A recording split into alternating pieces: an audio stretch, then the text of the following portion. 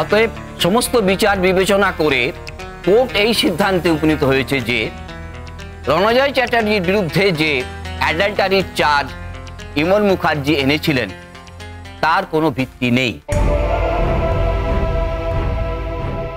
রণজয় চ্যাটার্জির সঙ্গে শ্রুতি দেবীর এমন কোনো সম্পর্ক নেই যা অ্যাডাল্টারি চার্জে অভিযুক্ত হতে পারে।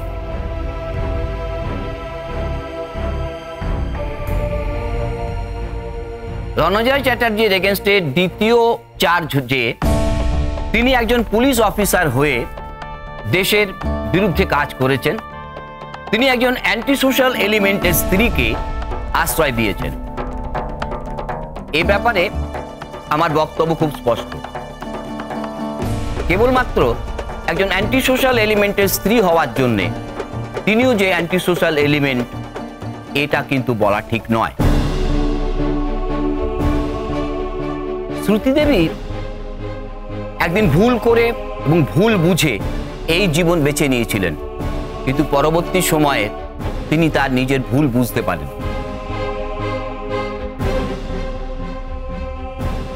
রণজয় চ্যাটার্জি যেদিন শ্রুতি দেবীকে আশ্রয় দিয়েছিলেন তখন শ্রুতি দেবী গর্ভবতী এবং আসন্ন প্রসবা। রণজয় চ্যাটার্জি তাকে আশ্রয় দিয়ে তার সন্তান প্রসবে সাহায্য করে মানবিকতার পরিচয় দিয়েছিলেন। তার জন্যে তিনি ভূয়সী প্রশংসার প্রাপ্য।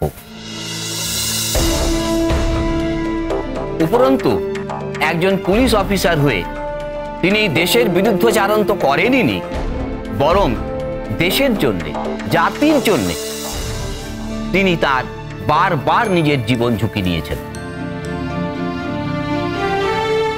কোনোভাবেই একথা প্রমাণিত হয়নি যে তিনি কোনো অ্যান্টি সোশ্যালকে সাহায্য করেছেন বা দেশের প্রতি কোনো ষড়যন্ত্রমূলক কাজে তিনি লিপ্ত থেকেছেন।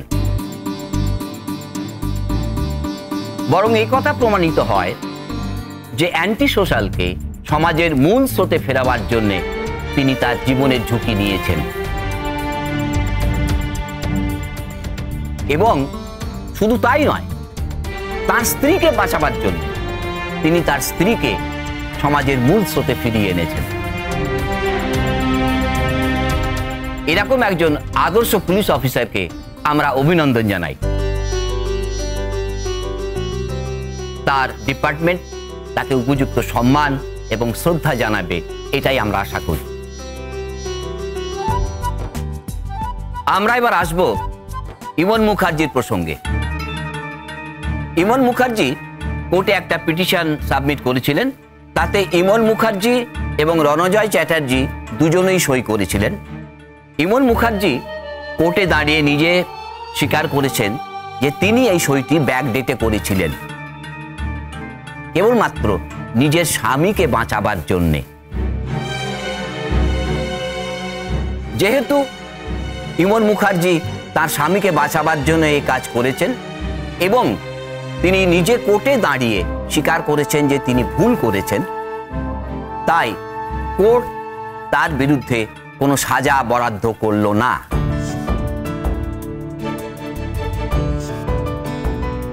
কিন্তু আমি তাকে তিরস্কার জানাচ্ছি।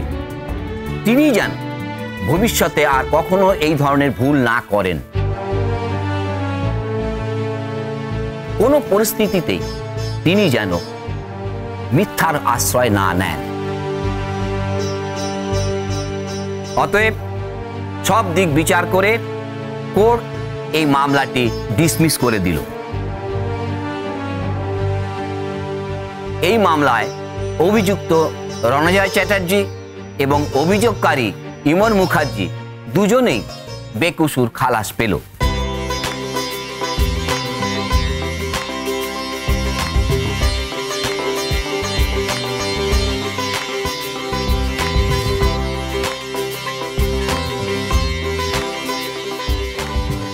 আমি রণজয় চ্যাটার্জির মতো সৎ, দক্ষ এবং মানবিক পুলিশ অফিসারের ভবিষ্যতের আরও উন্নতির জন্য শুভকামনা জানাই।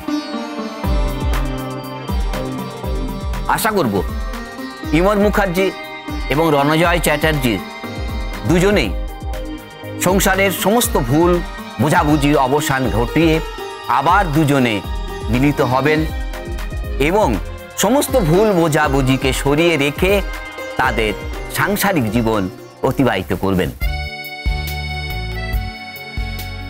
বিমল মুখার্জি এবং রণজয় চ্যাটার্জি পরস্পরের পরিপূরক।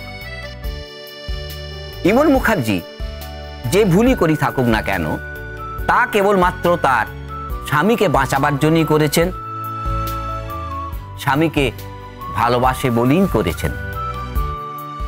আর রণজয় চ্যাটার্জি যা করেছেন সেটা মানবিকতার খাতিরেই করেছেন, দেশের জন্য করেছেন,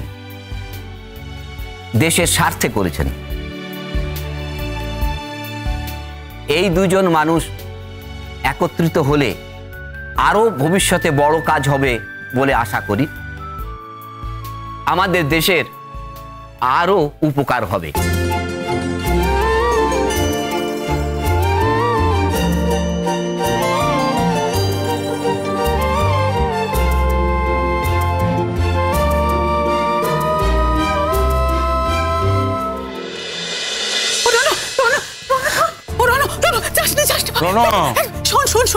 দেখ তোর জেঠি এসেছে, তোর জেঠি কোথাও যায় না, কোর্টের চত্বরে এসেছে তোর জন্য। দেখ পুজো ফুল এনেছে, তো মাথা একটু ছুঁয়ে দি বাপ, একটু ছুঁয়ে দি। দেখি বাপ, দেখি দেখি। শুনলি তো জজ কি বললো, শুনলি তো? হ্যাঁ, মানে আবার সবকিছু নতুন করে যা একবার ভেঙে যায় তা আবার নতুন করে শুরু করা সম্ভব হয় না বাবা।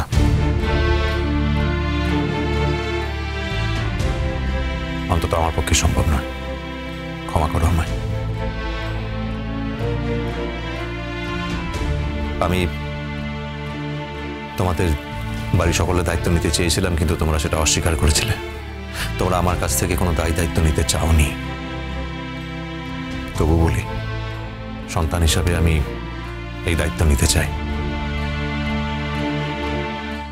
আর আমার পক্ষে দূর থেকে সেই দায়িত্ব পালন করা সম্ভব, এইটুকুই বলে রাখলাম। যাস না, যাস না বাবা, যাস না, লক্ষ্মী শোনা, যাস না। রণ প্লিজ একটু আমাদের সকলের কথাটা তুমি ভাবো, অন্তত আমাদের বাড়ির কথাটা ভাবো প্লিজ। রণ, আমি তোকে বলছি, শোন না, আমাদের ভুল হয়েছে, ভুল হয়েছে, আর আমরা তো সেই সব ভুল মেনেও নিয়েছি।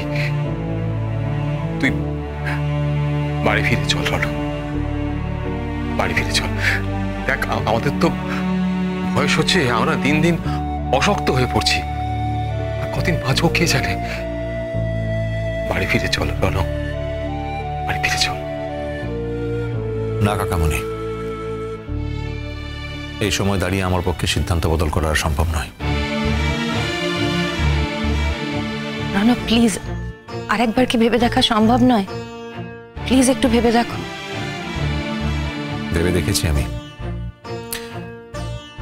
অনেকদিন চিন্তা ভাবনা করার জন্য আমি এই সময়টুকু নিয়েছিলাম, আর যে সিদ্ধান্ত আমি নিয়েছি সেটা অনেক চিন্তা ভাবনা করার পর নিয়েছি। আর যেহেতু অনেকদিন চিন্তা ভাবনা করার পরে সিদ্ধান্ত নিয়েছি, তাই এক মুহূর্তে সিদ্ধান্ত বদল করা অন্তত আমার মতো চরিত্রের মানুষের পক্ষে সম্ভব নয়। I am sorry. আজ আমি তোকে কিছুতে যেতে দেবো না রণ, কিছুতে যেতে দেবো না আমি তোকে, কিছুতে না। আমাকে জোর করে আটকে রাখতে পারবে না মা, তাতে কোনো লাভ হবে না, তুমি সেটা খুব ভালোভাবে জানো। তাই বলছি, আমাকে আটকেও না, আমাকে যেতে দাও। আমি আর বাড়ি ফিরতে পারবো না।